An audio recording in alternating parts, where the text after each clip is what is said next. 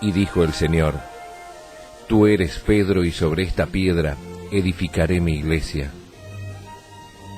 El Santo Padre, Benedicto XVI, en su aprobación y promulgación del compendio del Catecismo escribió: Agradezco infinitamente a Dios nuestro Señor el haber dado este catecismo por mi venerado y amado predecesor, el Papa Juan Pablo II.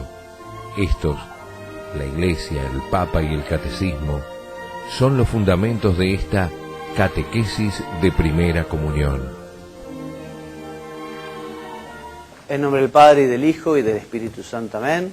Ave María Purísima, sin pecado concebida. Bienvenidos, queridos amigos, a nuestro curso para padres y catequistas de primera comunión.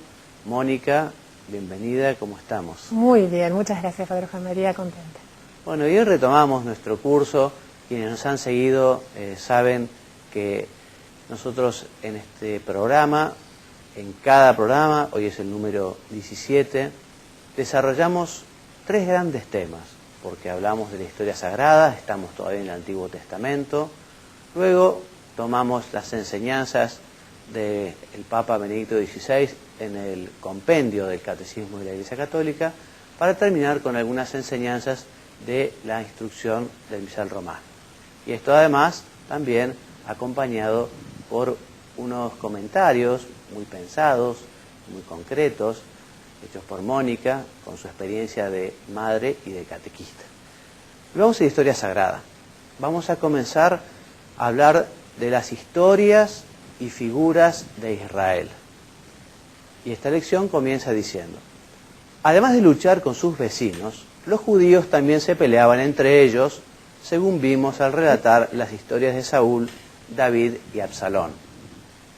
El país de Canaán se dividió en dos reinos, Israel y Judá. El rey de Babilonia tomó Jerusalén, destruyó el templo y se llevó cautivos a los judíos para que trabajaran en su tierra. Allí permanecieron aquellos muchos años, llenos de nostalgia por la patria lejana. La Sagrada Biblia, donde se cuentan todas estas cosas, menciona distintos personajes que vivieron en diferentes momentos de la historia de Israel. A continuación hablaremos de 4 de ellos, 2 varones y 2 mujeres. Tobías fue uno de los judíos cautivos en tierra extranjera. Era un hombre piadoso y cumplidor de las tradiciones hebreas. A los judíos los trataban muy mal, y cada 2 por 3 mataban a algunos sin mayor motivo, dejando sus cadáveres tirados por ahí. Sabía Tobías que los muertos deben ser enterrados con respeto, de manera que, cuando hallaba un judío muerto, lo llevaba a su casa y de noche lo enterraba. Una madrugada, cansado de enterrar muertos, se quedó dormido al pie de una tapia. En la tapia había un nido de golondrinas y de allí le cayó una suciedad de pájaro en los ojos, dejándolo ciego. Tobías tenía un hijo que se llamaba como él, así que lo nombraremos Tobías H. Tobías H pensaba casarse porque ya estaba en edad para eso. Y como era un muchacho prudente, tenía miedo de equivocarse al elegir novia y después ser un desgraciado toda la vida, porque el casamiento es para siempre y el que diga lo contrario se equivoca fiero. A Tobías, padre, le debía plata un tal Gabelo, que vivía en el país de los Medos, y decidió mandarlo a Tobías H para cobrar esa deuda.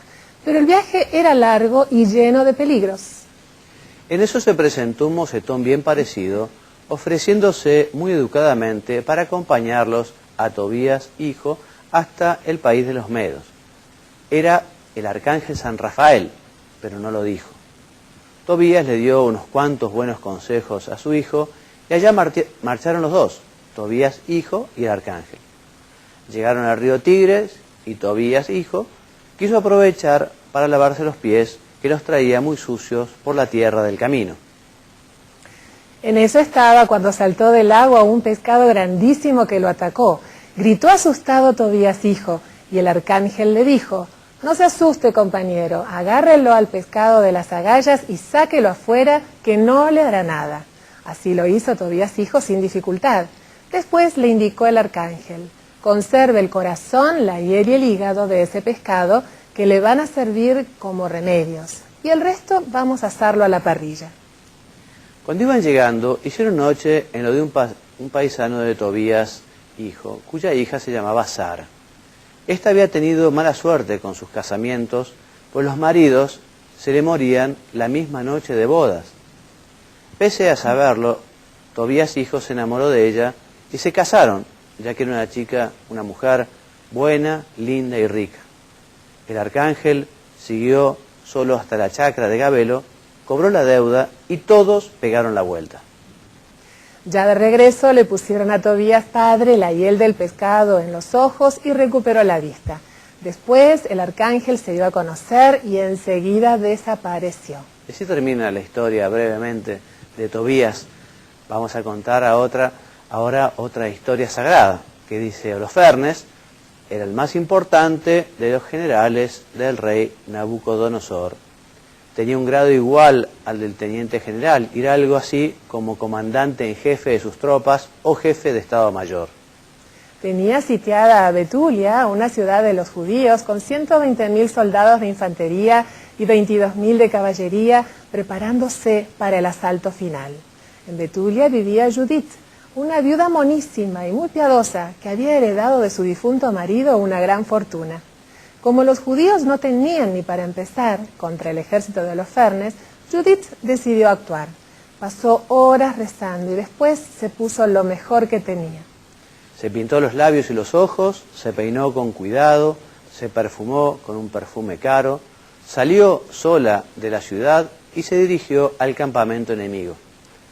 Una vez allí, pidió que la llevaran delante del teniente general Holofernes, porque quería hacerle conocer algunos secretos militares de los judíos. Holofernes se quedó visco al verla. Por la noche, Holofernes hizo una fiesta donde todos comieron y bebieron en forma. Hacia el final le ordenó a un recluta que le trajera a Judith. Cuando Judith entró a la carpa de Holofernes, este estaba borracho, tirado en su catre de campaña. Entonces Judith le sacó el sable y, juntando fuerzas, le cortó la cabeza. Cuando descubrieron a Holofernes muerto, ya era tarde. Judith había vuelto a Betulia. Allí contó su aventura y, con el ejemplo de esta mujer valiente, los judíos recobraron el coraje, pidieron la ayuda de Dios y atacaron al ejército sitiador que se había quedado sin jefe, consiguiendo una brillante victoria. Muy bien, y como objetivo se nos recomienda recordar lo siguiente. Respecto a Tobías, que nuestro ángel de la guarda siempre nos acompaña y protege como a Tobías hijo. Lo acompañó y lo protegió el arcángel San Rafael. Que se le puede pedir favores y que hay que agradecerle la forma en que nos cuida. Y la segunda enseñanza, poner de relieve el coraje de Judith y comentar que la lucha por ganar el cielo es propia de valientes. Muy bien, y antes de hablar de las verdades del Evangelio, recordarles lo importante que es estudiar, leer despacio, meditar en la Biblia, ¿no? Y concretamente estas historias sagradas son preciosas. El libro de Tobías es una maravilla, ¿no? Y ver cómo efectivamente Dios protege a los que quiere, aunque a veces los prueba, como a Tobías padre, pero después los recompensa con gran generosidad.